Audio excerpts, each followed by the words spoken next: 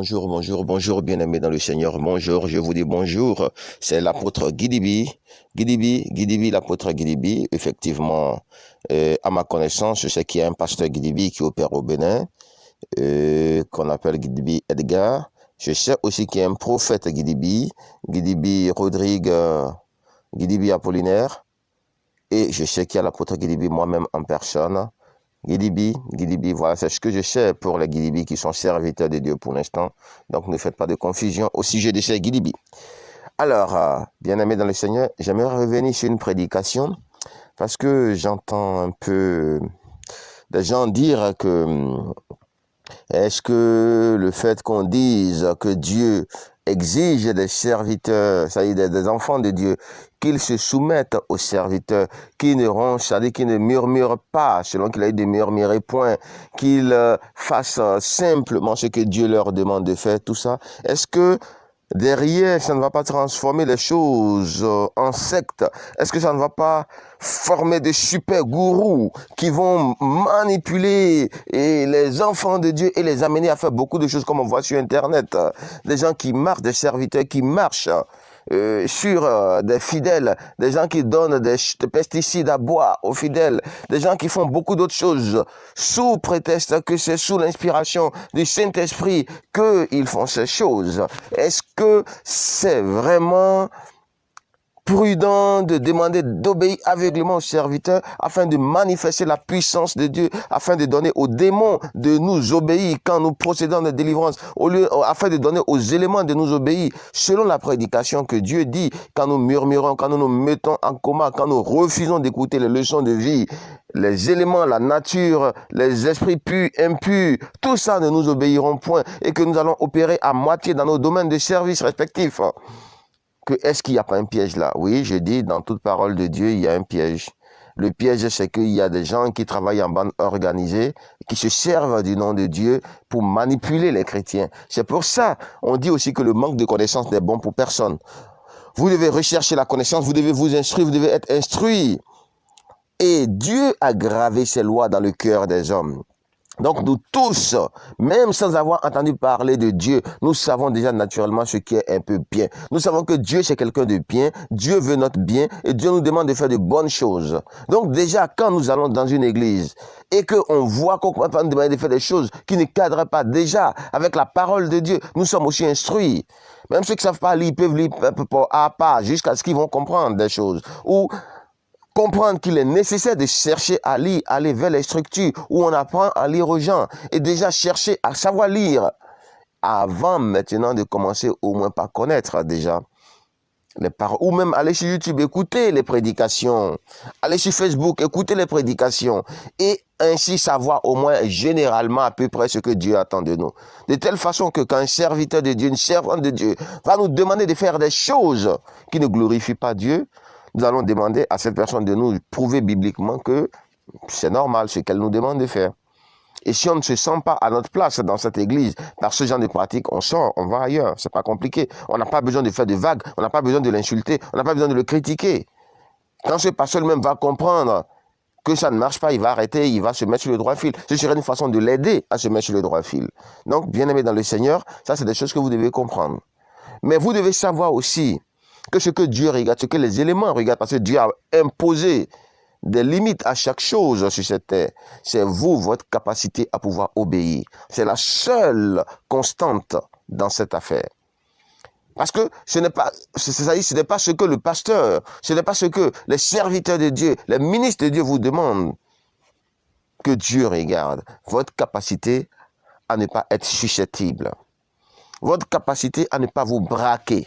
Votre capacité à ne pas vous mettre dans des comas, votre capacité à ne pas vous emmurer, votre capacité à être ouvert aux critiques, à analyser de façon objective, constructive les critiques. C'est ça que Dieu regarde. Et ce sont ces constantes-là, c'est ces valeurs-là que les éléments, les domaines, les démons, tout ça obéissent. Ce monsieur n'a pas un problème avec les critiques. Ce monsieur n'a pas un problème avec le fait qu'on lui donne des leçons de sagesse, des leçons de vie. Ce monsieur est ouvert au dialogue. Ce monsieur n'a pas l'esprit fermé. Ce monsieur n'est pas braqué. Ce monsieur n'est pas susceptible. Cette dame n'est pas susceptible. Cette dame n'est pas braquée. Cette dame aime les bonnes choses qui viennent de Dieu et les mauvaises choses, les mauvaises paroles qui viennent de Dieu, et les paroles dures, jusqu'à même l'annonce de la mort. Cette personne n'aime pas seulement qu'on lui dise de bonnes choses. Cette personne aime qu'on lui dise la vérité. Cette personne n'a pas de problème avec la vérité. Et quand vous êtes à ce niveau, quand vous atteignez cette dimension-là, c'est là que les démons vous obéissent, c'est là que les éléments vous obéissent, c'est là aussi, justement, que les esprits purs vous obéissent, les bénédictions vous obéissent, toutes les bonnes choses de Dieu vous obéissent. Et c'est là que vous manifestez les onctions et la puissance de Dieu. Que vous-même parveniez à manifester l'univers des miracles. Vous voyez, c'est de ça qu'on parle en réalité. C'est un piège de dire, parce que ce pasteur-là, ce qu'il dit n'est pas bien, c'est pourquoi je n'obéis pas. Dieu n'est pas dupe. Dieu n'est pas dupe. Ce que les gens vous font de mal, c'est à eux-mêmes qu'ils le font en réalité. Mais vous, ce qui est important dans ce que vous faites, c'est le respect de la parole de Dieu. C'est pourquoi dans le mariage, souvent, il y a un problème. Quand Dieu demande des choses à la femme, il ne tient pas compte de ce que l'homme fait. Parce qu'il sait que quand la femme fera ces choses-là, elle sera glorifiée. Parce que c'est Dieu qui va la glorifier. Mais qu'est-ce que les femmes disent souvent? Que la parole de Dieu est au conditionnel. Si l'homme se comporte comme ça, la femme va se comporter comme ça. Si l'homme fait ci, la femme va faire ça. Et en le faisant, vous vous nuisez à vous-même, femme. Parce que la parole de Dieu n'est pas au conditionnel. Ce que Dieu a demandé à la femme, il l'a demandé à la femme en ne tenant pas compte de ce que l'homme fait. Et ce que Dieu a demandé à l'homme de faire, il l'a demandé à l'homme en ne tenant pas compte de ce que l'homme a fait. Et les deux sont des contre-pouvoirs. Les deux sont des contre-pouvoirs, comme le Parlement et le Sénat. Ce sont des contre-pouvoirs. Quand la femme fait ce qu'elle a fait, elle renverse tous les mauvais comportements du mari. Quand le mari fait ce qu'il a fait, conformément à la parole de Dieu, il renverse tous les mauvais comportements de la femme et il change, il transforme la femme. C'est de la même manière, bien-aimé, que quand vous respectez la parole de Dieu correctement, tout va bien. Tout va bien. Parce qu'il faut être deux pour se battre. Il faut être deux pour danser le tango, comme on le dit. Donc, sachez qu'il ne faut pas tomber dans ce piège démoniaque qui dit il faut qu'il fasse avant que moi je ne fasse. Celui-là, ce n'est pas un vrai pasteur, c'est pourquoi je n'ai pas fait ce qu'il a dit. Mais tu fais quoi dans son église? Dégage de là. Si tu ne crois pas qu'il est un serviteur de Dieu, qu'il est loin, si tu ne vois pas en lui ton pasteur, quitte son église. Ne fais même pas de vagues. Pas de vagues, pas de critiques, rien. Sinon, ça encore c'est des malédictions pour toi. Parce qu'on ne sait pas qui est qui. Tu sors tranquillement. Et puis tu vas ailleurs, tu vas à un endroit où tu vois dans le serviteur de Dieu que celui-là, il peut être ton berger. Puisque c'est toi qui l'as choisi, au moins obéis.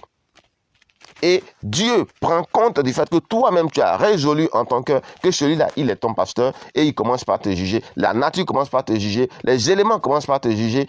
À partir de là, est-ce que tu es obéissant? Est-ce que tu fais ce qu'on te demande qui est conforme à la parole de Dieu?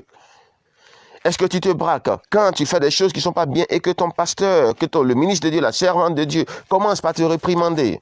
Est-ce que tu renouvelles ton intelligence? Est-ce que tu es susceptible? Est-ce que tu es parvenu à vaincre tous tes petits problèmes qui te permettent de faire le tour de toutes les églises et après finalement d'attendre encore le prochain tour?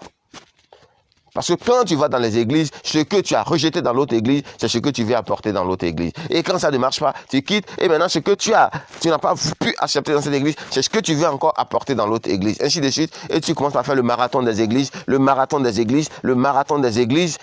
Et à la fin, tu perds ton temps. Pourquoi? Parce que tu n'apprends rien et tu ne changes pas. Et les démons deviennent finalement tes maîtres. Et ils hypothèquent ton futur. Et c'est ça. À ça qu'il faut faire très attention. Quand Dieu demande d'obéir aux serviteurs, d'obéir aux ministres de Dieu, d'obéir aux personnes qui nous donnent des conseils, même dans la rue, tous les conseils qu'on nous donne, quand ils voient en nous qu'on fait quelque chose qui n'est pas bien, on doit les prendre, on doit les travailler, on doit les analyser selon qu'il est dit, d'analyser toute prophétie, d'examiner toute prophétie. Dieu parle tantôt d'une manière, tantôt d'une autre, et on ne prend pas garde.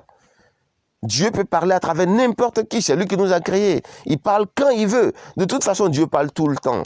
C'est nous qui sommes bouchés, qui n'entendons pas. C'est nous qui avons des écailles sur les yeux, qui ne voyons pas.